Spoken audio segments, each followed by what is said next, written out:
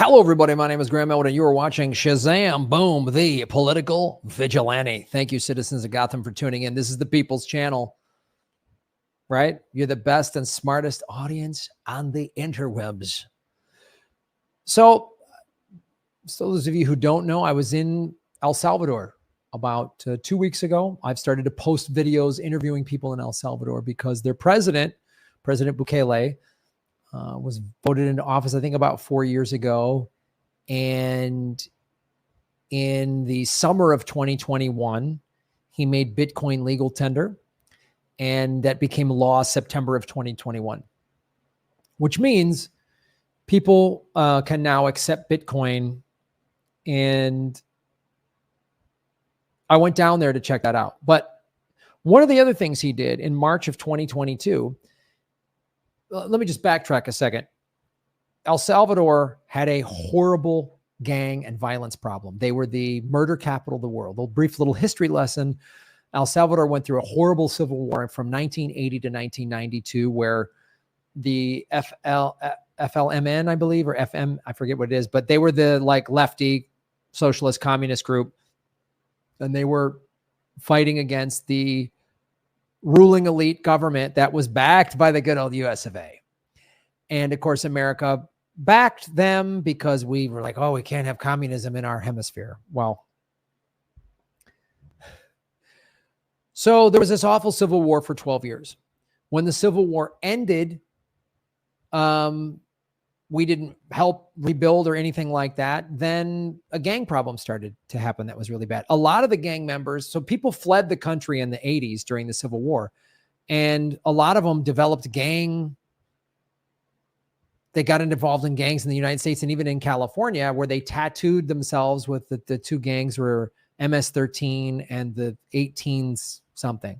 So they'd have 13s and 18s on their faces. And then they came back in the 90s. And in the early 2000s, it got even worse when Obama released a bunch of them back into El Salvador. And they've been terrorizing the country, killing people. I mean, just awful stories, horrible stories. They do this thing called the Destroyer House. And I have a video on this that I'm going to be posting soon. They would just go into a neighborhood, take over somebody's house, rape, kill whoever was there. And it was awful, the stuff that they did. And I've seen stories of people hearing just, one woman giving, I follow some of these accounts in El Salvador, a woman like, I'm hiding under my bed listening to my aunt get raped. They killed pregnant women. They killed old people. They killed children. I mean, they were horrible. And Bukele came in and literally rounded up about 30,000 of them in one day and got the rest of them in about 3 weeks. So there was roughly 70,000 gang members in El Salvador, a nation of 6.5 million people. So 1% of the population was in a gang. He got about 65,000 of them. 5,000 escaped and fled to other countries, Central American countries, apparently. So that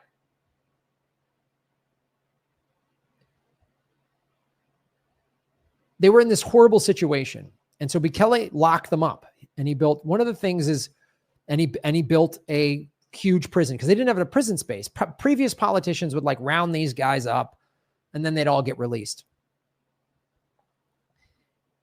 And I was just down there. And one of the things I found out, all of these people, El Salvadorians, just about everybody had to pay the gangs in one form or another. You had to just pay extortion money. If you had a business, twice a month, some gang kid would come over. Sometimes a kid would show up and go, you owe this amount of money. I interviewed one guy in Bitcoin Beach, and this interview hasn't dropped yet, but it will, where he had a kid working at this local restaurant. And every time he would take his bus back to his neighborhood, he'd get off the bus and the gangs would go, he'd have to pay. So whatever, he made, let's say $50 in tips that night. And then he'd have to give 20 of it. So I had dinner with Max Kaiser, and one of the things he said to me was $6 billion a year was given by El Salvadorians to the gangs. $6 billion a year. Their GDP, their annual GDP is like 28 billion. So that's like over 20% of El Salvadorian salaries were being given to gangs. So in locking them up, they got, basically everyone got like a 20 to 30% pay raise. You see, does it make sense? So what does the Western media do? They put up articles like this. This was in The Economist.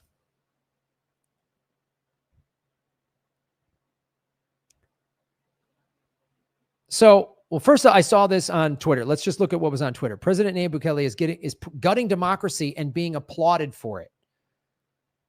Right? And this again, look at this picture. This is what these guys were doing. They had these awful face tattoos, right? One person wrote, if democracy is gang rule that prevents the law-abiding populace from flourishing due to its parasitism of corruption, then democracy sucks and gets too much hype. So let's look at this now.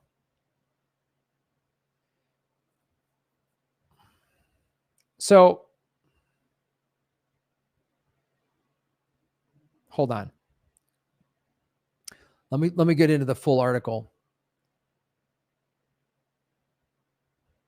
on The Economist, right? So that's what I saw on Twitter. And Bukele responded to it like, oh, so they're saying, oh, he's hurting people's rights. And watch my interview. I mean, I have interviews with Sandy Waves, who was my tour guide, talking about, we were in a bad neighborhood, a formerly bad neighborhood, La Campañera. And she lived like in another neighborhood. And she goes, Graham, if I would have been caught in this neighborhood because I was in the neighborhood of a rival gang, she goes, I'm not in the gangs. I never did any of that. But just because I'm from a rival gang's neighborhood, I would have been killed or abducted or who knows what. It was like an emotional experience for her to be in this neighborhood. And every El Salvadorian I talked to was like, oh, Bukele's great, man. The country's safe now. I mean, I was in downtown San Salvador and there was this monument and I was like checking my pockets and Sandy Waves, my tour guide, I was like, can I take out my camera? She goes, yes. And I'm taking out and I'm like taking photos and selfies and stuff like that. And she goes, just so you know, 18 months ago, that would have been ripped out of your hands by the gangs. But this is what the West, because he's a threat, right? Locking people up and empowering people with Bitcoin, empowering them two ways. One, with Bitcoin, and two, they have more cash. So now like a woman that runs a little pupuseria, which is their like little, it's like a thick kind of tortilla type pancake. Really, it's awesome. But there's these little pupusa stands all over El Salvador. So now that woman who runs that little stand, for example, now she has a little extra money. She can get a second burner and expand her business a little bit. People have more money. There was construction. People were going out. There was a nightlife that wasn't, it was amazing. So this is what they write. It's a recipe to make strong men salivate. Nayib Bukele, El Salvador's president, has worked out how to chop away democratic restraints while keeping an approval rating of 80 to 90%. No. His approval rating is 93%. One ingredient is his mastery of social media. The main one is locking up huge numbers of young men. See, they're trying to make him out to be this like dictator tyrant. So let me just talk about this real quick. So yes, you can go through history that there have been dictators that initially said, oh, we're going to lock up all the bad guys.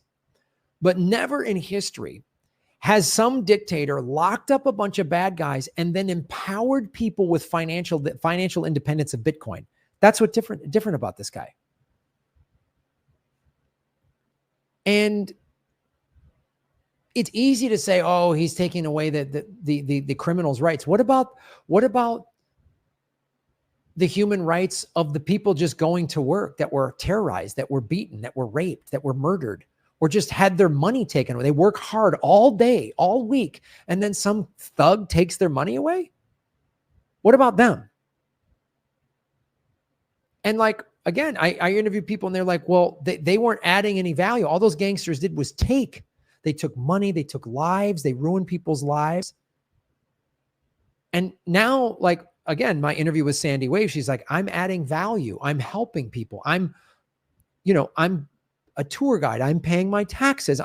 You're seeing, and there's new roads being built. There's 2 new hospitals being built. There's a library in downtown San Salvador being built with the aid of the Chinese government. We're busy sanctioning and bombing everybody and sending illegal cluster bombs to Ukraine while China is building a library. But let's read more about how Bukele is the problem. This is such nonsense, man. Since last March, when Mr. Bukele imposed a state of emergency, he arrested more than 71,000 people, equivalent to 7% of the male Salvadorians aged 14 to 29. Anyone suspected of ties to a criminal gang can be thrown in a crowded jail indefinitely. Little evidence is required. A suspicious tattoo or an anonymous accusation will suffice. Those detained will eventually have proper trials, the government insists. But so far, they have only cursory hearings, sometimes with hundreds of suspects appearing simultaneously before a judge. Okay, so let's talk about the nonsense of that. Okay? Couple things here. First of all, a couple of tattoos. You know how you get gang tattoos? See, again, if this Economist journalist actually did any research, you would know that in order to get a gang tattoo, you have to commit something. To prove your loyalty, you have to go kill somebody. And in some cases, they'd make you kill a family member. I'm not making this stuff up. There's a bunch of YouTube channels. Look up La Compañera San Salvador or Soyapango San Salvador. You'll just see all these videos of how dangerous these neighborhoods were. In San Salvador, that's the capital. Look up Soyapango or La Compañera. Look up those two city names in San Salvador and see the videos. So this Economist reporter didn't even do that research. To get a gang, they think you can just go, you think anyone can just get a gang tattoo?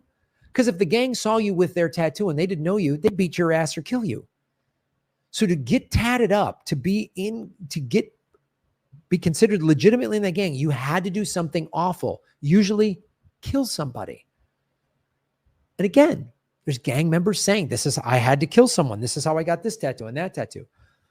So I'm not making this up. The Economist couldn't even research that. Bukele locked up 71,000 people. Actually, 4,000 people have been released because they did find out, they didn't have any real ties to the gangs. But how are you able to terrorize the population and take $6 billion of its money every year? You have to have a whole network of gangs. They're just mad because in America, we say, politicians come in. And this is tell me if this sounds familiar. In El Salvador, they had two basically corrupt parties, a kind of conservative and a kind of a liberal party. And politician after politician came into power, said, we're going to be tough on crime, locked some people up, took some photo ops. The criminals got released. Nothing changed. One of the previous presidents stole $1.3 billion from the people, and he just stole money. It's another thing Bukele did. He goes, there's plenty of money to pay for all the social services when the government isn't stealing it. El Salvador it's a developing country and it needs a lot of work, but I saw things actually developing there. I saw roads being built. I saw construction. I saw school. I saw a concert of teenage kids doing an orchestra at this beautiful theater in downtown San Salvador. And I asked Sandy, I said, is this a new thing? She goes, this is only about 2 years old. She goes, this wasn't a thing like kids being in orchestras. You just barely got through school. You hoped you didn't die. She told me like every day you left your house, you didn't know if you were going to live or die. Every day. You just had to live with that. Every day. So watch my videos, man. Me interviewing people. See for yourself. Because the Economist reporter, I guarantee you, has never been to El Salvador and doesn't know what they're talking about. And they're just trying to make Bukele out to be some evil tyrant because he's crushing the narrative. Latin America is now the safest country. Excuse me. El Salvador is now the safest country in Latin America. El Salvador has something like a 1.3 or up to maybe 1.3 to 1.5 billion dollar loan. They paid back 800 million of it. For the two ways I told you. One, because they're collecting Bitcoin for taxes and the government is also buying Bitcoin. And two, the politicians they're not stealing money. Because look, if you're a corrupt politician, and you're like, he just locked up 65,000 gang members, I'm not stealing money anymore. There was a woman in Bukele ran in an independent third party. Several people described him as sort of a combination of like Bernie Sanders and Rand Paul. Okay. So this article's wrong. He freed 4,000 people that were locked up because they were proven not to be criminals.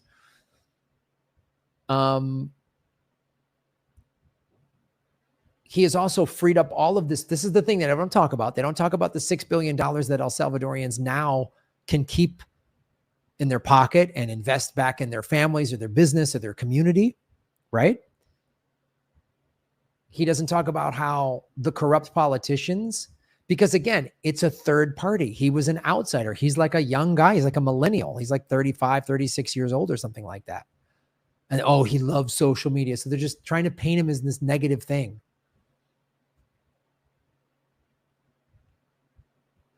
And he's a threat. Because in America, tough on crime, we have a for-profit prison system. So we need criminals. That's why we lock up people who've been smoking a plant. That's why we can't seem to figure out our crime problem. Because there's a lot of money to be made in perpetual crime. So if you lock everybody up and it's done and everybody's streets are safer, then what? And these politicians don't have a reason. Another thing Bukele did, he eliminated the number of mayors. So it's not, mayors are sort of like, they're not like the way we look at a mayor, like the mayor of a town. We say a mayor is the mayor of a town. Mayors were sort of like state representatives. El Salvador is a country about the size of the state of Massachusetts. It has, I forget what they're called. They're not states. It's not like a state system. They're called like districts or something like that. And so you had all of these mayors within them. They're sort of like counties. And so there's all these mayors within these counties, right? In the way, like, look, I live in, you know, like Los Angeles. There's Los Angeles City. There's Los Angeles County, which is a part of the state of California, which is a part of the federal government of the United States of America. So it's kind of like that. So anyway, he eliminated all these politicians because he's like, we have too many politicians, because these politicians were just lining their pockets. Okay, you need politicians. You need a certain type of government to be functioning, but he's drastically, and again, these articles don't talk about it at all. I went down there and I saw it. And if he was doing anything shady or nefarious, I would have told you. I would have come back and said, oh, I don't know about this Bukele guy, man. I would have said that, but I didn't see it. I didn't hear that from anybody. The murder rate is down. Like, they had something like 200 some days without a murder out of the year. And they used to have like more murders. I was just watching the news this morning, just in Los Angeles. There was like 5 shootings yesterday in LA, just in LA.